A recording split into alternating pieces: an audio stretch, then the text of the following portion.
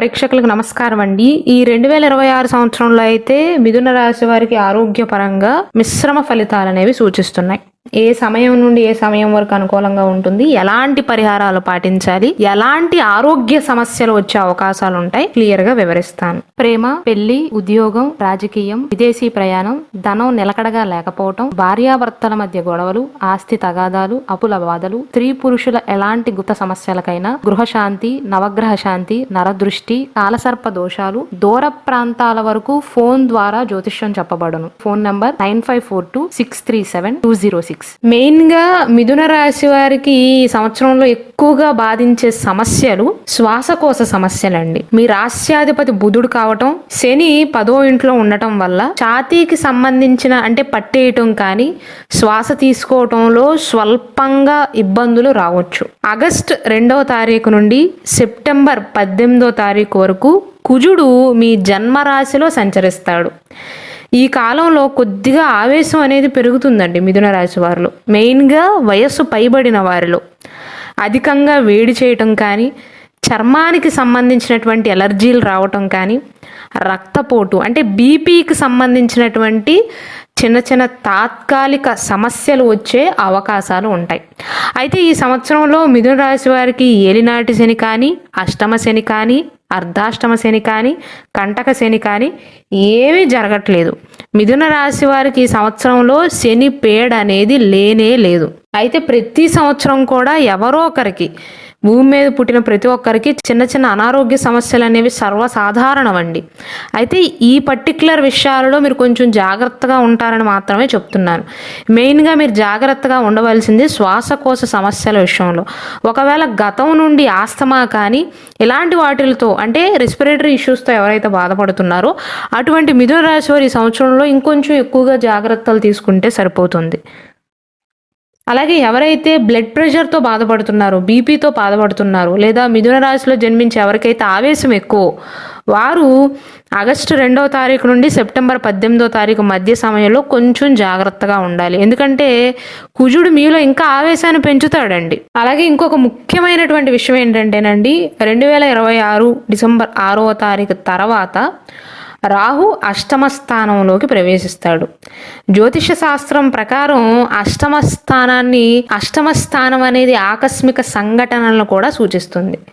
దీని వలన ఏమవుతుందంటే వాహనాలు నడిపేటప్పుడు కొంచెం జాగ్రత్తగా ఉండాలి మిథున రాశిలో జన్మించిన వారు. ముఖ్యంగా కాలికి సంబంధించినటువంటి చిన్నపాటి గాయాలయ్యే సూచనలు అయితే ఉన్నాయండి.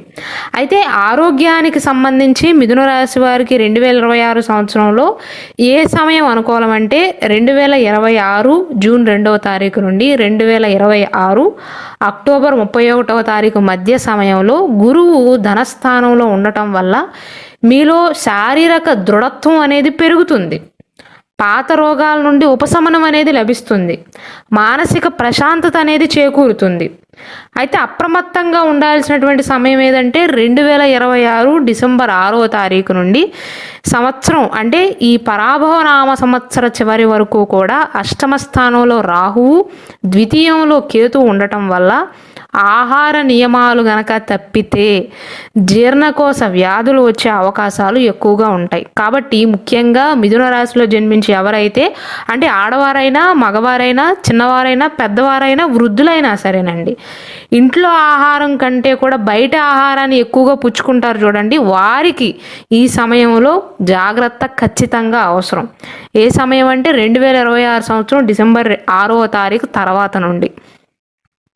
అలాగే ప్రస్తుతం జరుగుతున్నటువంటి సమయంలో కూడా వీరికి పెద్దగా అనారోగ్య సమస్యలు ఉండనప్పటికీ కూడా మెంటల్ హెల్త్ అనేది అంతగా అనుకూలించదు. అంటే 2026 జూన్ 2వ తారీఖు వరకు గురువు మీ రాశిలోనే ఉండటం వల్ల అనుకూలమే, కానీ ఏదో తెలియని ఆందోళన, నిర్ణయాలను తీసుకోవటంలో తడబాటు ఉండవచ్చండి. దీనివల్ల ఏమవుతుందంటే నిద్రలేమి సమస్య, ఇసోమోనియా అంటారు, ఈ సమస్య తలెత్తే అవకాశాలు ఉంటాయి. కానీ ఈ సమయం అనేది మీకు ప్రతికూలంగా ఉంటుంది అని కాదు.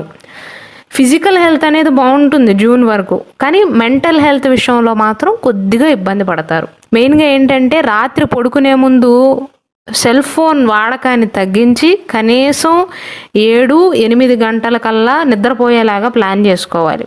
ఎందుకంటే నిద్రలేమి సమస్యలు అనేవి సూచిస్తున్నాయి జూన్ 2వ తారీఖు వరకు కూడా.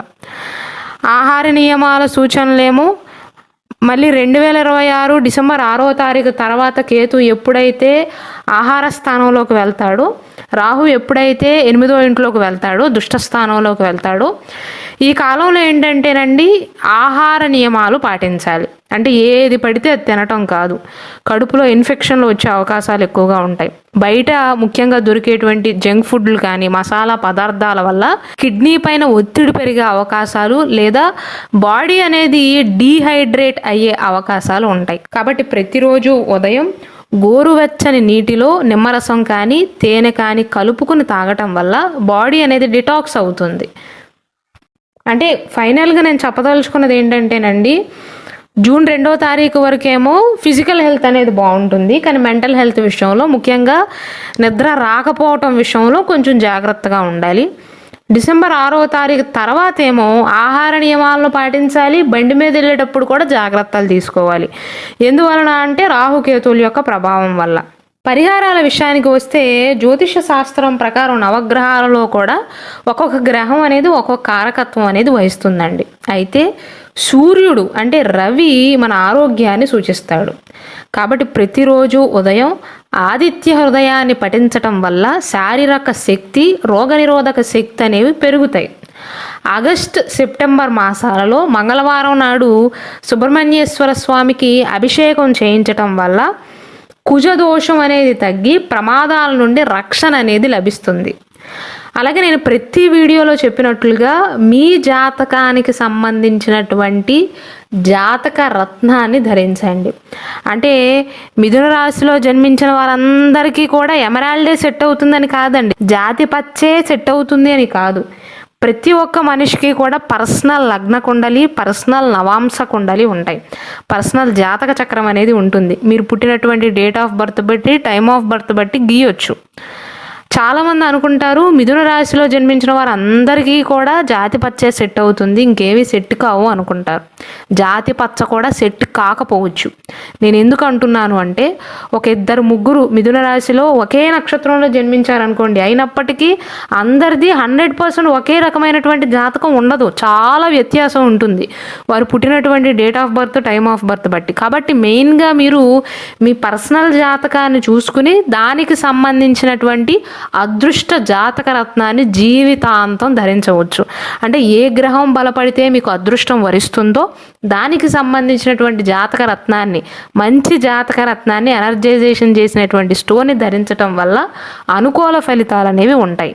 అలాగే డిసెంబర్ తర్వాత రాహు యొక్క ప్రభావం తగ్గటానికి శనివారం నాడు నల్ల నువ్వులను లేదా ఉలవలను ఎవరికైనా దానంగా ఇవ్వటం మంచిదండి. ఓవరాల్గా అయితే మిథున రాశి వారికి పెద్ద పెద్ద అనారోగ్య సమస్యలు అయితే ఉండవు. కాకపోతే నేను చెప్పినటువంటి టైం లైన్స్లో ఆహార పద్ధతులు మార్చుకోవటం కానీ, నిద్రలేమి సమస్యలు రాకుండా జాగ్రత్తలు తీసుకోవటం కానీ చెయ్యాలి.